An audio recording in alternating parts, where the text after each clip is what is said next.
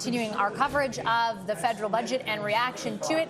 To that end, I have with me here the House Leader for the Conservatives. Earlier, I teed you up as the government House Leader, but no, the House Leader of the Conservatives, Andrew Scheer, who's with me here in the foyer live. Mr. Scheer, before I get into your reaction to the budget, I got to ask you, we just got into our inbox.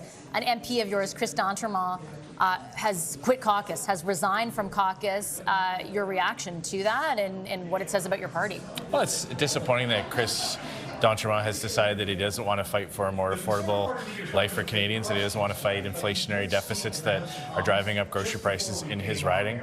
You know, he's now telling constituents that he just got their votes just a few months ago, that now he's in favor of the industrial carbon tax on things like farm equipment and fertilizer, driving up food costs, that he's in favor of fuel standards that the Liberals are imposing that's going to increase gasoline by 17 cents a litre. So, you know, he'll have to go back to the supporters in his riding that dug deep into their own pockets to support his campaign and explain why he took their precious time and resources and then turned their back on them just a few months later. Might it be that he doesn't think your party's solutions are the correct ones now? Well, you know, he ran on them in the platform. He saw our platform and he said, yes, I support all this, back in April when Conservatives were offering hope to young Canadians who couldn't find jobs, who had to move back in with their parents, back into their parents' basement. Our platform offered hope for young Canadians. Mark Carney's message is one of sacrifice, that Canadians who have been hammered hard by the cost of living crisis are going to have to sacrifice even more to feed a ever-growing budget, a deficit that's going to add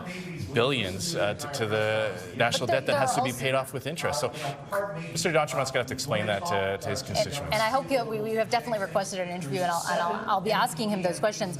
But ultimately, what does it say that there might be enough in this budget and the way in which this Prime Minister is governing to satisfy someone who ran just a few months ago as a Conservative? Does that not say something more largely about your party? I wouldn't read too much of that. I know Mr. D'Entremont has had some personal grievances about the fact that, you know, he didn't get elected Deputy Speaker. He's been kind of upset about that. So I'm disappointed that he let his own personal grievances get in the way of his commitment to his constituents, that he would fight for a more affordable budget to bring down the cost of living, to lower the tax burden on Canadians. But again, he's going to have to explain to all the people that he looked in the eye, took their donations, put signs on their lawns, and then explain why he betrayed them just a few months later. Let's talk a little bit about the content of the budget.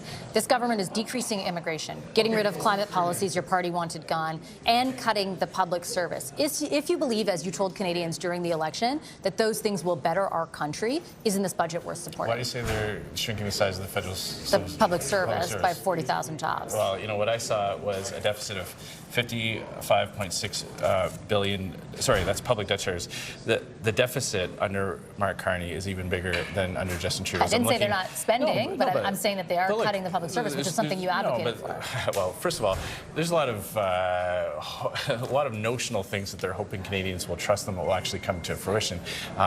When you see a government that's announcing new programs, massive amounts of new inflationary spending that's going to drive up that deficit, I don't see that as the government getting smaller. I see more and more Canadians having to work harder, pay more taxes to pay the interest on that debt that Mark Carney's racking up. I mean, what Mark Carney has essentially said is, after 10 years of inflationary deficits and massive overspending by Justin Trudeau, Mark Carney is saying the problem in Canada is that the government wasn't spending enough, that the deficit wasn't big enough, and that the debt was not big enough. You know that now under Mark Carney, more of your tax dollar is going to pay the interest on that debt than on health care? That's not sustainable. I have a number of questions for the minister about the level of debt service charges, and I do take your point on that. I also think back to the last time we, as a country, were in a crisis, in 2008 and 2009. And I remember the Prime Minister at the time, Stephen Harper, spending a lot of money on infrastructure in order to stimulate the economy. When I look at the line items that add to increased spending to drive up that deficit, a huge chunk, in this case, is exactly that, is spending on infrastructure in order to spur economic growth against the backdrop of an economic crisis. Why was it okay then and not now? Well, the difference was targeted investments after years of balanced budgets, bringing Canada's fiscal house back in order, versus now when we see a government that's really spending a lot of money on areas that's not going to benefit Canadians. There's not a single affordability measure in this budget, not a single thing that's going to lower grocery prices or reward hard work. This is a budget that's creating new ways for the government to spend money. It's bloating bureaucracies. All the things they're talking about are notional and far off. I look at the tables that they actually put in the budget. Investment's going down this quarter. It went down last quarter. They're projecting it to go down next quarter. This is all since Mark Carney's become Prime Minister. So what would you have them do? Nothing? Because that's like, do you think that would resonate with Canadians? I mean, you're literally describing a situation where because of the economic crisis, investment is declining. Is there no role for government at all in stimulating a reversal of that in the same way that we did see Stephen Harper do? Okay, I bristle when you say the choice is either what the Liberals have or nothing. You know, Pierre has outlined a lot of concrete measures to help stimulate investment in Canada. For example, exempting capital gains taxes from people who reinvest in Canada. That's a concrete measure that would help bolster that investment. I also object to the idea that there's an economic crisis that is just appearing on the horizon. Mark Carney and Justin Trudeau, the Liberal government, purposefully tried to destroy the energy sector in this country. That's a sector that provides billions of dollars in investments. Mark Carney said he cheered on when when the Liberal government canceled Northern Gateway. He advised that the carbon tax was set too low. He supported all those policies that chased away all that investment. Now Conservatives are saying let's bring that investment home with things like cutting the capital gains tax on reinvestments in Canada. Mark Carney goes down to Washington and says his plan is to increase Canadian investment in the United States to try to appease Donald Trump. So he's really been all over the map when it comes to investment. There are specific incentives, though, built into this budget that aren't just about spending to do exactly what you're stipulating, right? They signal that they're going to remove the emissions cap, which is something the Conservatives have long asked for in order to spur development on the energy side of things. They're extending the carbon capture tax credits, which oil companies specifically have been asking for, I think, all the way out until 2040. And they're reducing the marginal tax rate. Like, isn't that exactly what you spelled out? And why are you sort of reflexively saying all of it is wrong? Well, we're not reflexively. We had the budget documents throughout the day. We've been going through it, and one thing I did notice is that they are increasing the industrial carbon tax. So it's not really fair to say they're eliminating the production cap on oil and gas when they're increasing the carbon tax on that very same sector. Do we know for sure it's going to increase? Because it sounded, when I read through it, it was like stabilizing it, making sure there's certainty.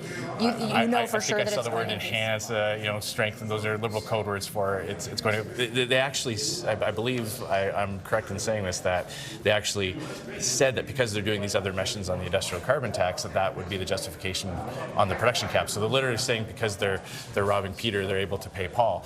We're not better off as a country when that happens. What we'd like to see is get rid of the industrial carbon tax altogether. We don't need, we used to live in a country where investors wanted to come into our country because we had lower tax rates and stable regulatory regimes. 10 years of Liberal government has made it virtually impossible to get anything built in this country. The only way that there's even a glimmer of hope is with a piece of legislation that allows them to bypass some of those projects just for the ones that the Prime Minister himself supports. So we've gone from a country where investors decide based on market conditions to politicians pick.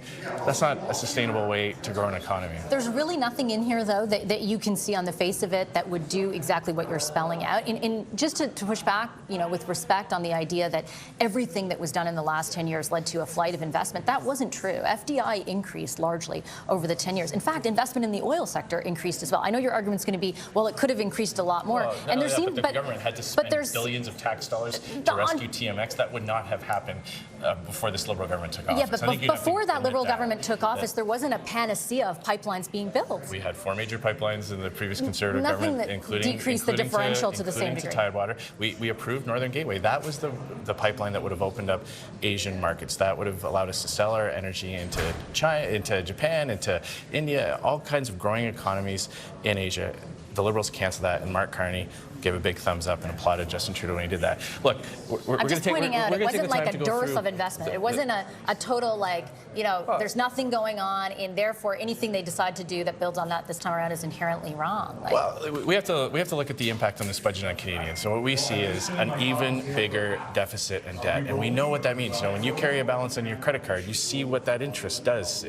That comes right out of your monthly income. That's exactly what happens with government. This is not sustainable. We've had the Parliamentary Budget Officer, even the Bank of Canada Governor, ringing the alarm bell that this is not sustainable. The government is now saying that they're going to borrow even more money than Justin Trudeau. They're going to have to go out into the markets and borrow billions and billions of dollars. That means that every other Canadian that has to renew their mortgage, buy their first home, get a small business loan, has to now compete with the government for borrowing that money.